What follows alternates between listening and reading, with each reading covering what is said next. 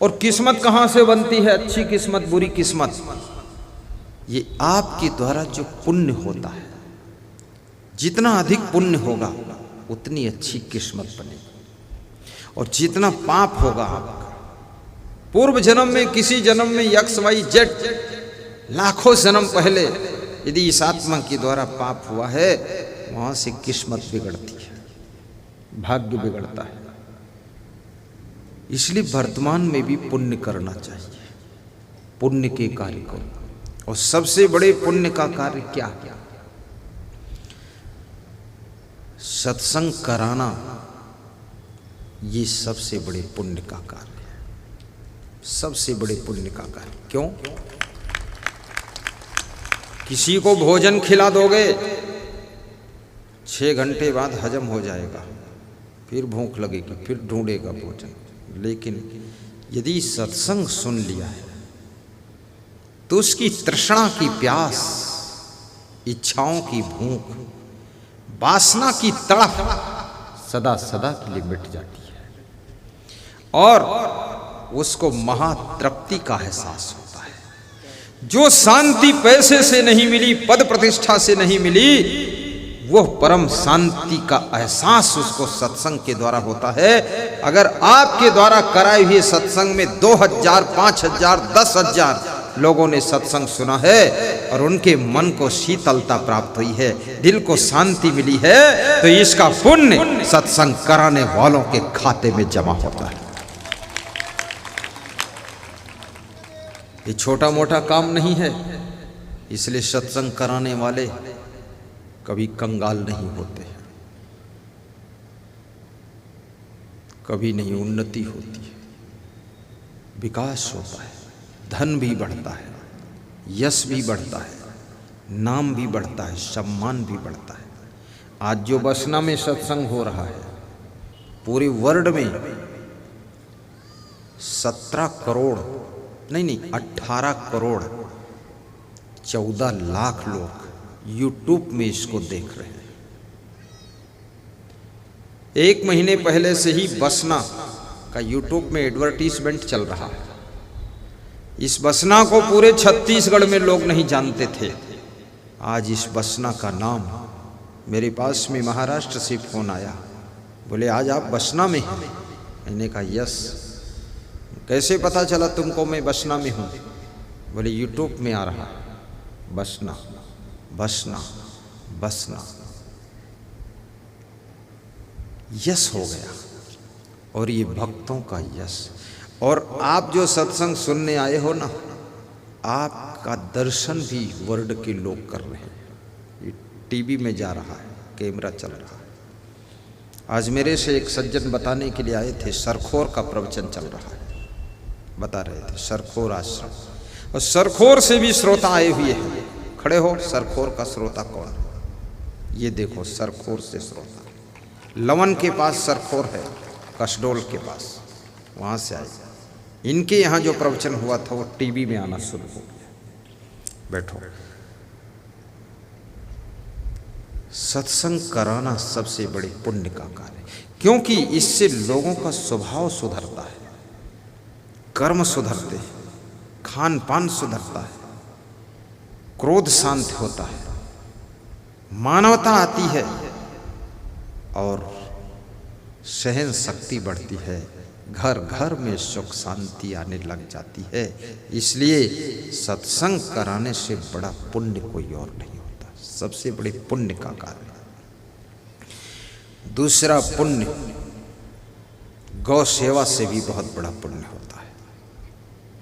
लूली लंगड़ी बूढ़ी कमजोर गायों की सेवा, गाय को मारने से बहुत पाप होता है, गाय को मारकर खाने से महापाप होता है।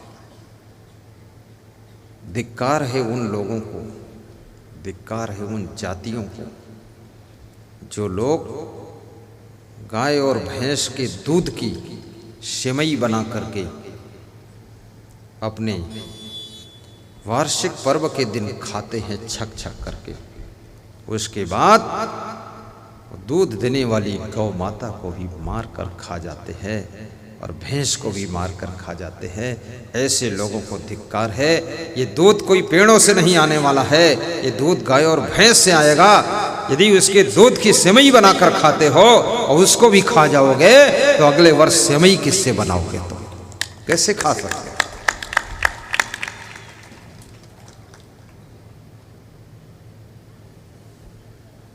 धर्म के नाम पर भी बहुत अधर्म हो रहा है,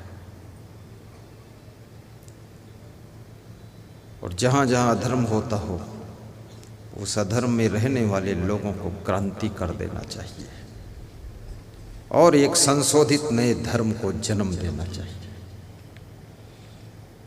शुद्धिकरण करना चाहिए,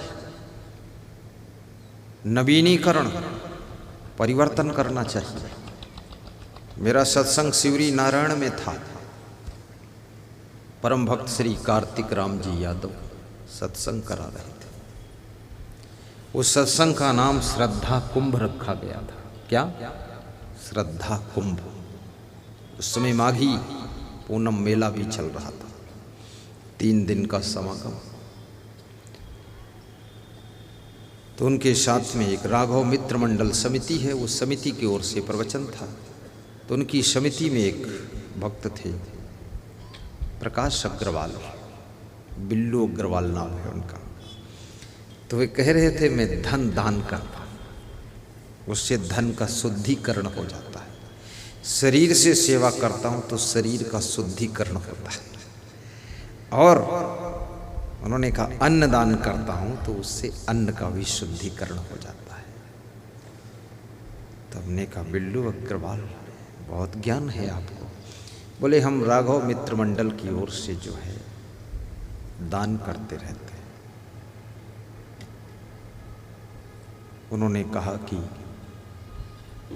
आपकी ओर से जो हरिद्वार में कुंभ मेला में भंडारा होने जा रहा है। हरिद्वार में कुंभ मेला 14 जनवरी से 27 अप्रैल तक होगा, बहुत लंबा समय, जिसमें 1 फरवरी से 17 फरवरी तक आपका कैंप लगेगा। जिस कैंप में 20,000 से 50,000 तक तीर्थयात्रियों के लिए निःशुल्क भोजन, भंडारा, पानी, चाय, नाश्ता, बिस्तर, गद्दा, रजाई, सोने और सत्संग आदि का प्रबंध किया जाएगा। उसके लिए उन्होंने कहा कि मैं अन्न का शुद्धिकरण आपके हरिद्वार के भंडारे में भी करूँगा। तो हमने कहा क्या करोगे? बोले 200 कुंटल चावल, 50 कुंटल पोहा। तो मैंने कहा अरे तो बहुत अधिक शुद्धिकरण हो जाएगा। तो बोले छत्तीसगढ़ का ही चावल पकना चाहिए हरिद्वार कुंभ में, क्योंकि छत्तीसगढ़ को चावल का कटोरा कहा जाता है, तो एक कटोरा ही चावल दे वहां। और बहुत से लोगों ने 1 कुंटल, 2 कुंटल, 5 कुंटल, 10 कुंटल देने का संकल्प लिया। राघव मित्र मंडल की ओर से 200 कुंटल चावल, 50 कुंटल पोहा और कुछ छुटपुट सामान, बोले सब भंडारे की व्यवस्था, बाकी ये लोग थोड़ा थोड़ा देंगे। 50,000 लोग डेली भोजन नाश्ता करेंगे, 2 टाइम भोजन और 1 टाइम नाश्ता, चाय वितरण।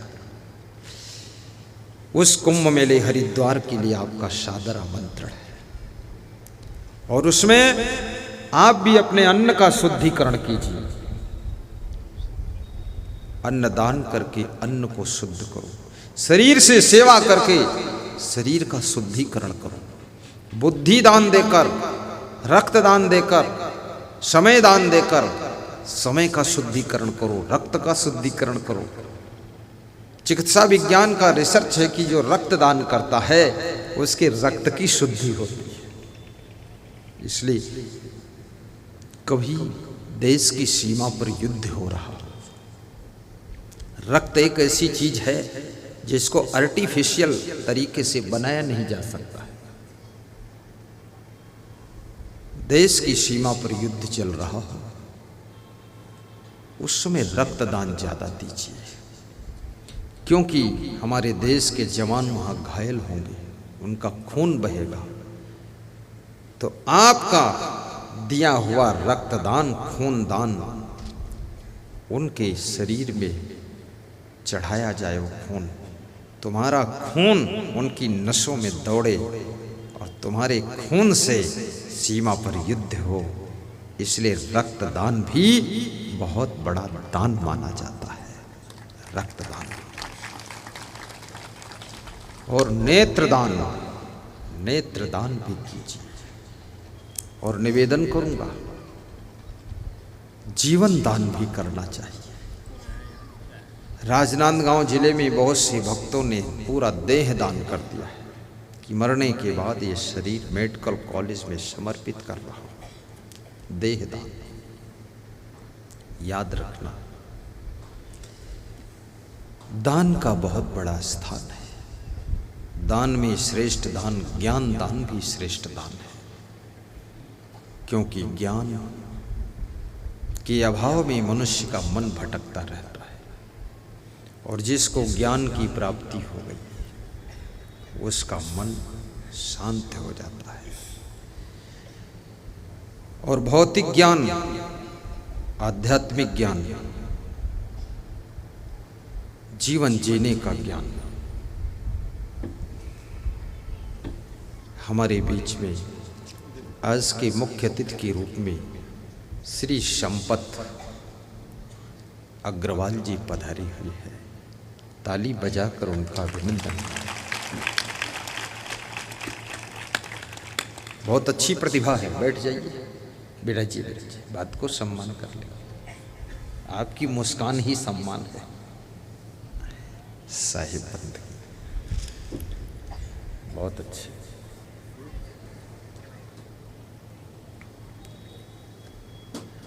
और याद रखना, क्षमादान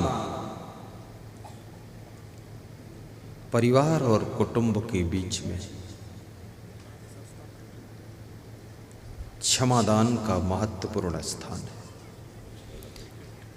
किसी से भूल हो जाए, क्षमा भी कीजिए।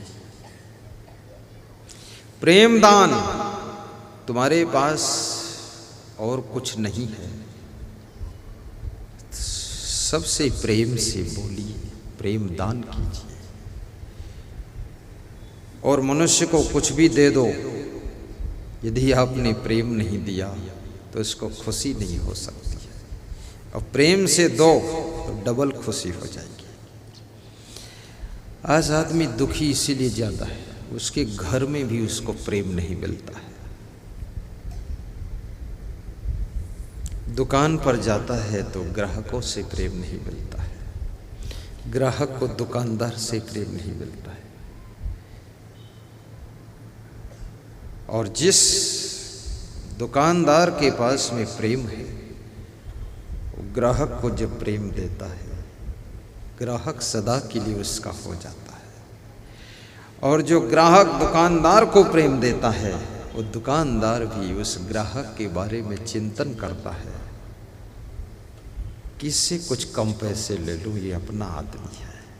प्रेम की शक्ति को पहचानो।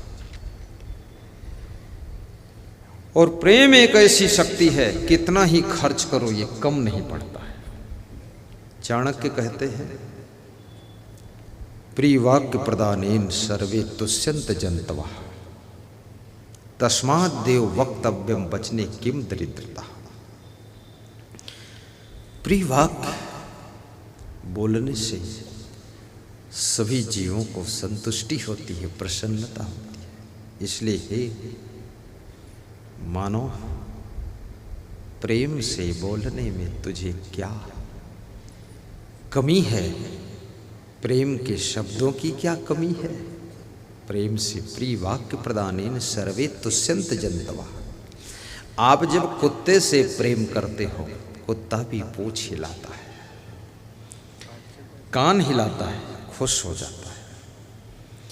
और जब कुत्ते की ओर तुम कड़ी नज़र से देखते हो तो कुत्ता समझ जाता है इस समय मेरा मालिक थोड़ा टेंशन में है, साइड हो जाता है कि खतरे से खाली नहीं इस मौका है, हट जाओ।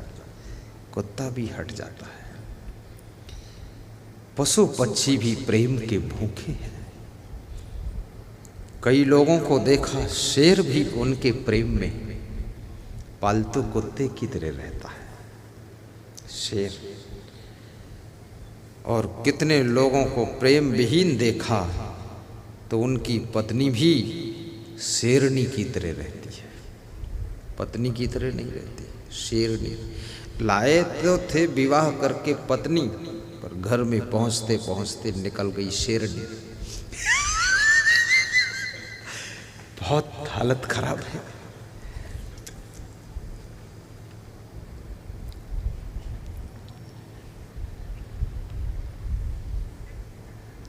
जिस पति के साथ विवाह किया था, बड़ी आस विश्वास कि मेरा पति मुझसे बहुत प्रेम करेगा, पति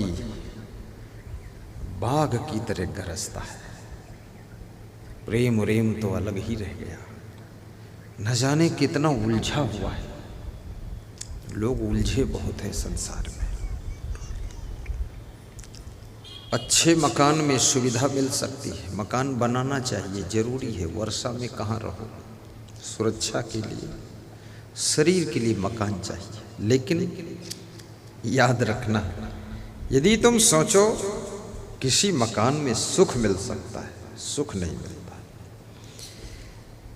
दुनिया के किसी भी सामान में सुख नहीं है, मकान में सुख नहीं, गाड़ी लाड़ी बाड़ी साड़ी में भी सुख नहीं है, पेड़ पौधों में भी सुख नहीं है। सृष्टि की कोई भी चीज तुमको सुख नहीं दे सकती है, तो सुख कहाँ है फिर? यदि सुख है नहीं तो सुख सुख की चर्चा क्यों? और लोग कहते क्यों हैं मैं दुखी हूं दुखी हूं और दुखी हैं, क्यों दुखी हैं? इसका मतलब सुखी नहीं इसलिए दुखी है, सुख नहीं इसलिए दुख है। तो सुख है तो सुख कहाँ है? इस पर बहुत बड़ा रिसर्च हुआ है, मनोवैज्ञानिकों का रिसर्च है कि सुख अगर कहीं है तो परस्पर के प्रेम में सुख है, आपस की प्रसन्नता में सुख है, उसी में सुख निवास करता है। जिस समय आपकी पत्नी आपसे प्रेम से बोलती उस समय आपको कितना अच्छा लगता है, और जिस रोज वो थोड़ा नाराज हो जाती, तुनक जाती, उस रोज आपको बड़ा असमंजस पड़ जाता है। जिस रोज तुम अपनी माँ से प्रेम से बोल देते हो, बूढ़ी माँ, उसके मुंह में दांत नहीं है लेकिन फिर भी वो हंसती है, खुश होती कि मेरा बेटा मेरे से प्रेम से पूछा, माँ तबीयत अच्छी है, स्वास्थ्य अच्छा है। कितने लोग तो इतने क्रोधी है कि अपनी माँ से बोलते भी नहीं, मिलते भी नहीं, जाते भी नहीं, आते भी नहीं, बुलाते भी नहीं। सबसे ज़्यादा अगर उनका कोई दुश्मन है तो उनके माँ बाप ही उनके दुश्मन है। बहुत मूर्ख लोग हैं संसार में। जितनी ज़्यादा तुम माँ बाप से अपेक्षा रखोगे उतना ज़्यादा तुम माँ बाप के ऊपर क्रोध करोगे। माँ बाप ने आपको जीवन दिया है, पालन पोषण किया है, घर दिया है, छोटा सा घर हो या बड़ा घर हो। अब जो जरूरत है आप स्वयं मेहनत करके बनाइए, माँ बाप पर गुस्सा मत कीजिए। और यदि तुम किसी के माँ बाप हो, तुम भी अपने बेटे बहुओं को प्रेम दो। आपकी जो बहू आई है वो भी किसी की कोमल हृदय की लड़की है, बड़े भाव से आई है कि सास ससुर का प्रेम मिलेगा। और सास ससुर ऐसे हैं जैसे सांप और सर्पिणी फुफकार रहे। बहू ने जब देखा ये हाल तो बेहोश हो गई कि यहाँ तो सब तरफ से जहर ही जहर उगला जा रहा है। उसको प्रेम दो, सांप की तरह फुफकारो मत, गम खाओ थोड़ा। अपने जैसा तुम पूरा पूरा किसी को चला नहीं सकते हो, तुम्हारे जैसा कोई पूरा पूरा रह नहीं सकता है, क्योंकि तुम हो, वो है। उसके संस्कार, उसके कर्म, उसका सोच अलग है। बहुत कोशिश करेगा तुम्हारे जैसा रहने के लिए, फिर भी कुछ न कुछ कसर रह जाएगी, और जो कसर रह जाए उस कसर को माफ कर देना और उसको प्रेम दे करके साथ में रख लेना। लाख कोशिश करो। इसलिए कबीर साहब ने एक दोहा कहा है कि 2.5 अक्षर प्रेम का पढ़े सो पंडित होए। भगवान श्री राम की जो रामायण है उसमें लिखा है, प्रेम ते प्रकट हो ही भगवान। भगवान अगर प्रकट होंगे तो प्रेम से पैदा होंगे, लेकिन तुम इतना क्रोध करते हो, इससे भगवान तो नहीं प्रकट होंगे, इससे राक्षस प्रकट होंगे, इससे रावण प्रकट होगा, कंस कुंभकर्ण प्रकट होगा। खूब क्रोध कर कर के बच्चे पैदा करो, उसमें से रावण ही पैदा होने वाला है। हाँ, पति पत्नी मल्ल युद्ध करके लड़ भिड़ के गुस्सा कर कर के बच्चों को जन्म दोगे, उसमें कोई राम नहीं जन्म लेने वाला। प्रेम ते प्रकट हो ही भगवान, इसलिए प्रेम पति पत्नी में भी प्रेम होना चाहिए। और बहुत इच्छाएं भी मत रखो। कई घरों में सोने चांदी के जेवरों के लिए पति पत्नी में विवाद होता है, सास बहू में विवाद होता है, और स्त्रियों को अभी तक ज्ञान नहीं हुआ कि रावण की पत्नी मंदोदरी सोने के महल में रहती थी, सोने के बेड पर सोती थी, सोने की कुर्सी पर बैठती थी, सोने की थाली में खाती थी, और रावण स्वर्ण महल में रहता था। लेकिन न रावण को सुख शांति मिली, न मंदोदरी को उस महल में शांति मिली। शांति का रिश्ता सोना चांदी से भी नहीं है, शांति का रिश्ता इस बाहर की व्यवस्था से भी नहीं है। शांति का रिश्ता आपके मन की पवित्रता से है, और मन के शुद्ध प्रेम से शांति का जन्म होता है। जोरदार ताली बजाया करो।